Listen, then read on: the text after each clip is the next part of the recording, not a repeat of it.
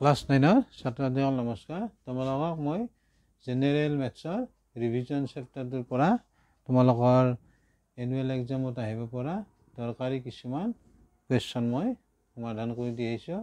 চোৱা, এই কুৱেশ্যনটো দৰকাৰী কি দিয়া আছে আমি চাই লওঁ। কুৱেশ্যনটোত 4 চেণ্টিমিটাৰ ব্যাসাৰ্ধৰ এটা বৃত্তাকাৰ কাঠৰ টুকুৰাৰ পৰা 3 চেণ্টিমিটাৰ ব্যাসাৰ্ধৰ বৃত্ত এটা কাটি পেলোৱা হ'ল। টুকুৰাটোৰ অৱশিষ্ট অংশৰ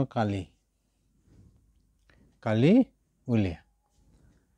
চোৱা, এইটো 4 চেণ্টিমিটাৰ বৃত্তাকাৰ কাঠৰ টুকুৰা 4 চেণ্টিমিটাৰ এইখিনি।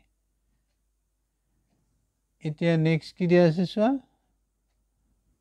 4 চেণ্টিমিটাৰ ব্যাসাৰ্ধৰ এটা বৃত্তাকাৰ কাঠৰ টুকুৰাৰ পৰা 3 চেণ্টিমিটাৰ এইখিনি 3 চেণ্টিমিটাৰ এইখিনি 3 চেণ্টিমিটাৰ ব্যাসাৰ্ধৰ 3 চেণ্টিমিটাৰ ব্যাসাৰ্ধৰ বৃত্ত এটা, এই 3 চেণ্টিমিটাৰ ব্যাসাৰ্ধৰ বৃত্তটো কাটি পেলোৱা হ'ল। এতিয়া আমাৰ ৰৈ থাকিল এইখিনি আঁচ দিয়া অংশখিনি থাকিল।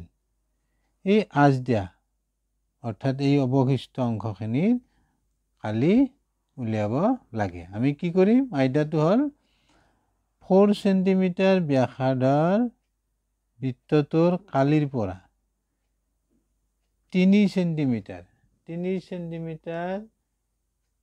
ব্যাসাৰ্ধৰ বৃত্তটোৰ কালি আমি বাদ দিলে অৱশিষ্ট অংশৰ কালি পাম। আমি ইয়াত এনেদৰে লিখি ল'ম, ইয়াত ব্যাসাৰ্ধ R1 = 4 এইখিনি, অৰ্থাৎ এতিয়া আমাক দিয়া আছে নহয় 4 চেণ্টিমিটাৰ ব্যাসাৰ্ধৰ এটা বৃত্তাকাৰ কাঠৰ টুকুৰা। এই কাঠৰ টুকুৰাটোৰ আমি ব্যাসাৰ্ধটো ল'লোঁ R1 = 4 চেণ্টিমিটাৰ। R2 আমি যিটো এই 3 চেণ্টিমিটাৰ ব্যাসাৰ্ধৰ বৃত্ত এটা কাটি পেলোৱা হ'ল, এই কাটি পেলোৱা বৃত্তটোৰ ব্যাসাৰ্ধ আমি R2 বুলি লৈছোঁ। এইখিনি R2 = 3 চেণ্টিমিটাৰ।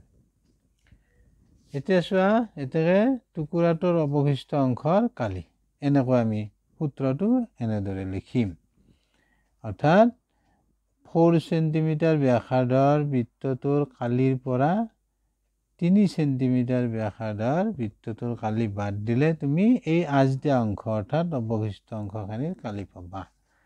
এতিয়া চোৱা, তোমালোকে পাইৰ মানটো জানাই 22/7 আৰু R1 4, এটি হ'ব 4 স্কুৱেৰ, R2 3, এইটো কালিটো হ'ব চেণ্টিমিটাৰ স্কুৱেৰ। পালা বুজি এইখিনিলৈকে। নেক্সট চাবা,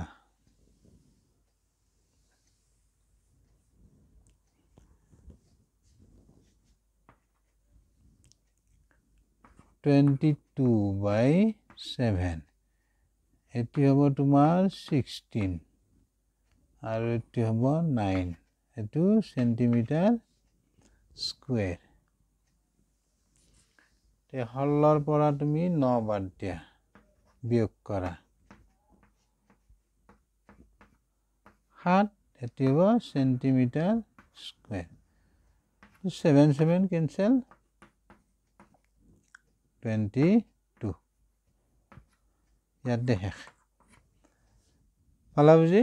এই অৱশিষ্ট আঁচ দিয়া অংশখিনিৰ অৰ্থাৎ অৱশিষ্ট অংশখিনিৰ তোমাৰ কালি, বা এনেকৈ তুমি লিখিব পাৰিবা টুকুৰাটোৰ অৱশিষ্ট অংশৰ কালি 22 চেণ্টিমিটাৰ স্কুৱেৰ। বুজি পালা নিশ্চয়?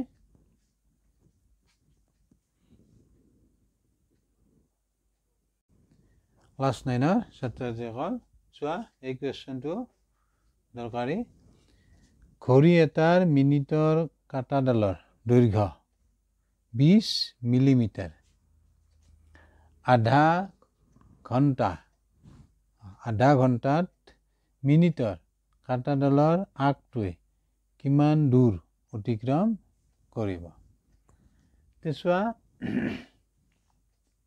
মিনিটৰ কাটাডালৰ দৈৰ্ঘ্য আমাৰ দিয়া আছে আমি ইয়াত তেনেকৈ লিখি ল'ম ইয়াত মিনিটৰ কাটাডালৰ দৈৰ্ঘ্য অৰ্থাৎ ব্যাসাৰ্ধ বুলি ল'ম আমি r = 20 মিলিমিটাৰ এতিয়া চোৱা মিনিটৰ কাটাডালে সম্পূৰ্ণ এপাক ঘূৰিলে 1 ঘণ্টা হ'ব আৰু 1 ঘণ্টাত মিনিটৰ কাটাডালে অতিক্ৰম কৰা দূৰত্ব হ'ব তোমাৰ বৃত্তৰ পৰিধি তোমালোকে জানা 2πr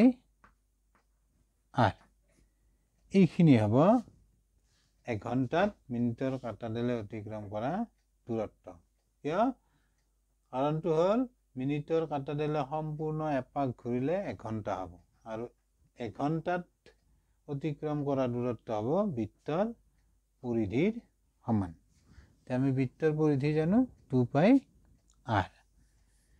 এতিয়া চোৱা 1 ঘণ্টাত মিনিটৰ কাটাডালে অতিক্ৰম কৰা দূৰত্ব সমান 2πr হ'ব বৃত্তৰ পৰিধি 2πr এতেকে আধা ঘণ্টাত মিনিটৰ কাটাডালে অতিক্ৰম কৰা দূৰত্ব পূৰণ দিবা ঐকিক নিয়মত মই বুজাই দিছো 2πr * 1/2 ইয়াতে তোমাৰ কি হ'ব 2 to কেনসেল যাব πr থাকিব এতিয়া চোৱা পাইৰ ভ্যালু আমি এইটো লিখিলো 3.143 আৰু r ৰ ভ্যালু 20 এটো মিলিমিটাৰ হ'ব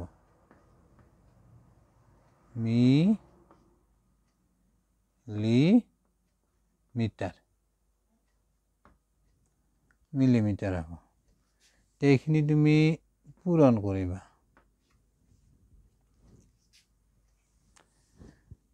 এটো 3143 2 ৰে পূৰণ কৰিলে তুমি পাবা 6826 এটা 0 দিবা 20 ৰে পূৰণ দিছো আমি 20 ৰে তে পয়েন্ট আছিল আমাৰ 3 ঘৰ 3 পয়েন্ট তে ইয়াতে 3 ঘৰ পয়েন্ট 1 2 3 ইয়াতে পয়েন্ট হ'ব তে এইখিনি তুমি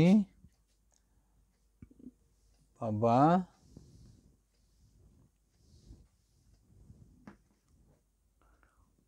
62.86 এইখিনি মিলিমিটাৰ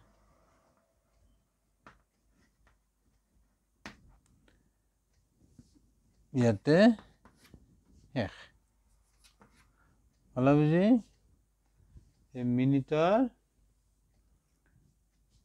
মিনিটৰ কাটাডালৰ আগটোৱে অতিক্ৰম কৰা দূৰত্ব হ'ব এইখিনি 62.86 মিলিমিটাৰ বুজি পালা নিশ্চয়